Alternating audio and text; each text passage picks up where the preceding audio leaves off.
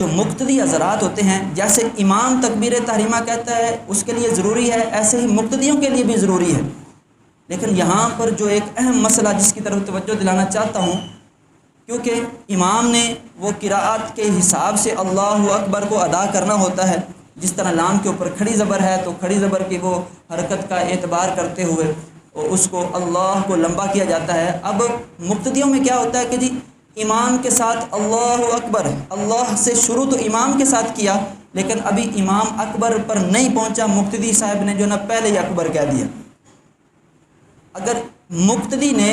امام کے ساتھ تکبیر تحریمہ کی، اللہ سے وہ تکبیر کی ابتدا کی، اور امام کے تکبیر مکمل کرنے سے پہلے مقتدی نے اپنی تکبیر کو مکمل کر لیا، تو اس مقتدی کی اقتدا درستی نہ ہوئی، اس کو دوبارہ سے تکبیر تحریمہ کہنی پڑے گی، پھر وہ جو ہے اقتدا کے لائق بنے گا، وگرنہ اس کی نماز وہ امام کے پیچھے نہیں ہوگی۔ ہاں اگر وہ انفرادی پڑھ رہا ہے تو پھر تو وہ ہو جائے گی۔